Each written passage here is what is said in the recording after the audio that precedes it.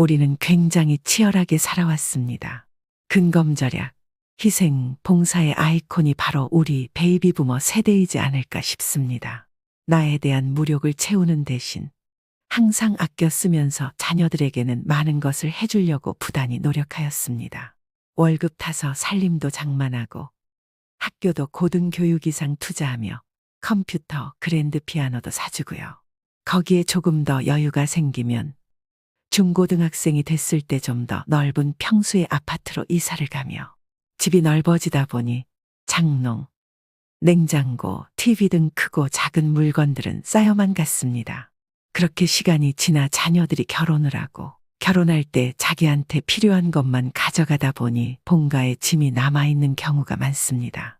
그 넓은 집에서 우리들은 짐과 함께 사는 이유기도 합니다. 시간이 지나면서 버리는 시기를 놓쳐 결국에는 몸이 아파오니 정리를 해야 하는데 쉽지가 않죠. 나이는 먹으면 먹을수록 정리는 점점 더 어려워집니다. 어떤 물건이든 사람처럼 추억이 배어있기 때문이죠. 그렇다고 정리하지 않고 모아두면 의미 있던 물건도 짐이 되고 쓰레기가 되는 법입니다.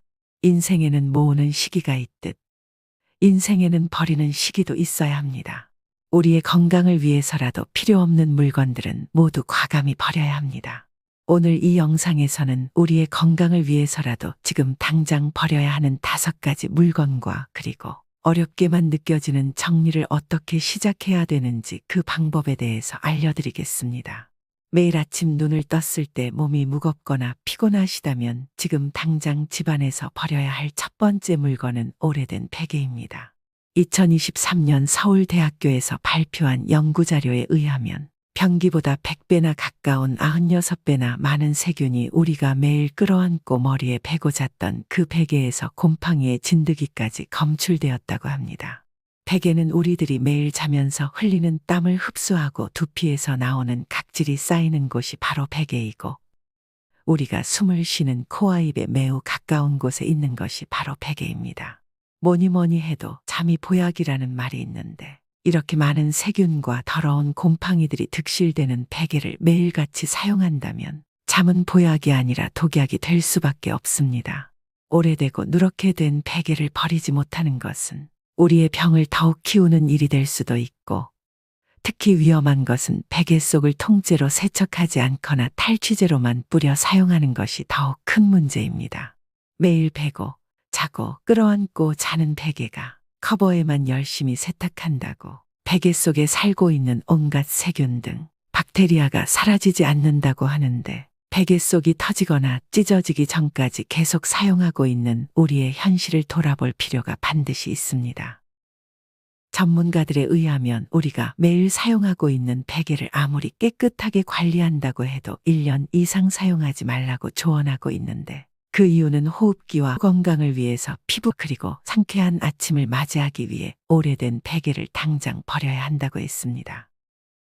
그러니 여러분들도 오래된 베개가 있다면 과감히 버리시고 새로운 베개를 구입하시는 건 어떠실까요? 우리 집에 당장 버려야 하는 2번째 물건은 바로 주방에서 매일 사용하는 수세미입니다. 수세미는 음식물과 습기가 항상 머무르는 주방의 세균에 노출되기 가장 쉬운 장소에 있는데 그 중에서 가장 많은 세균이 검출된 물건이 바로 수세미라고 합니다. 미국의 한 대학의 연구 결과에서 충격적인 것이 나왔는데 스펀지 형태로 된 수세미에서 약 1000만 마리의 세균이 검출되었다고 합니다. 가정용 변기 시트에서 검출된 세균은 10마리였는데 수세미에서는 1000만 마리의 세균이 검출되어 20만 배나 넘는 숫자가 나왔다고 합니다.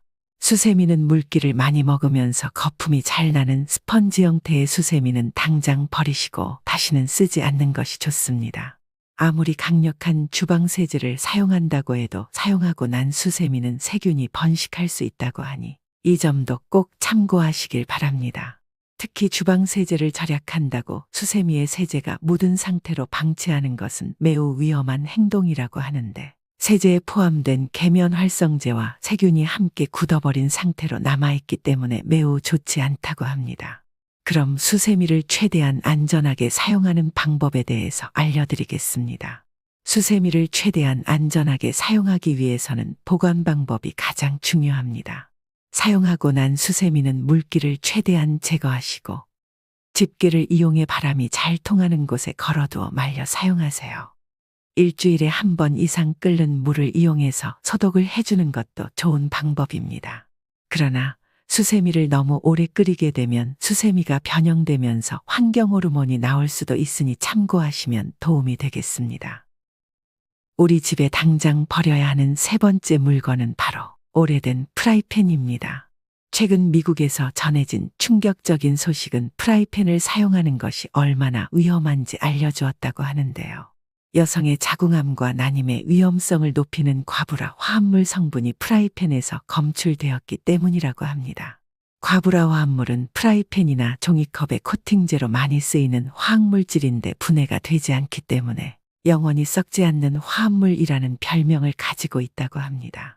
미국의 한 의과대학의 연구 결과에 의하면 생식 호르몬을 교란시킬 뿐 아니라 자궁내막증, 다낭성 난소 증후군의 발병 위험을 높인다는 연구 결과도 있었습니다. 눈치채셨다시피 가장 위험한 것은 오래된 프라이팬입니다. 너무 오래 사용하여 코팅이 벗겨지기 시작한 프라이팬은 특히나 더 많은 위험물질에 노출될 수 있기 때문입니다. 알츠하이머 치매 발생 위험을 높이는 것으로 알려진 알루미늄 성분도 우리 몸에 흡수될 수 있다고 하니 전문가들은 1년 이상 사용한 프라이팬은 과감하게 버리고 새로운 프라이팬으로 교체하여 사용하라고 권장합니다. 프라이팬은 사용 습관에 따라 차이가 있기 때문에 프라이팬을 자주 사용하시는 분들은 더 빨리 버려야 할 수 있다는 것을 반드시 기억하시고 과감하게 새로운 것으로 교체하여 사용하시기 바랍니다. 우리 집에 당장 버려야 하는 네 번째 물건은 바로 샤워타월입니다. 샤워타월은 바디워시나 비누를 묻혀 사용하기 때문에 주방에서 사용하는 수세미보다 깨끗할 것이라고 생각하실 수도 있습니다. 그러나 우리들 중 눈으로 세균을 볼 수 있는 분이 계신다면 당장 샤워타월을 쓰레기통에 버릴 것입니다. 샤워타월에는 우리들의 몸에서 나온 각질과 그것을 먹고 사는 세균들이 뒤엉킨 종합선물 세트나 마찬가지라고 하는데 샤워타월이 겉으로는 깨끗해 보일지 몰라도 많은 분들은 온몸에 세균을 바르고 있다는 것입니다. 세균들이 뒤엉킨 샤워타월을 내 몸에 다시 사용할 경우 습진이나 가려움증을 유발하거나 모낭염과 같은 피부질환에 걸릴 수도 있습니다. 요즘 샤워실은 화장실과 함께 사용하기 때문에 습도가 아주 높은 장소여서 통풍이 잘 되지 않는 창문이 없으면 화장실에 샤워타월을 걸어 보관하는 것은 세균을 키우는 것과 다름이 없기에 매우 위험합니다. 미국의 한 피부과학 연구소에서는 샤워타월을 쓰지 말라고 경고도 한 바 있다고 합니다.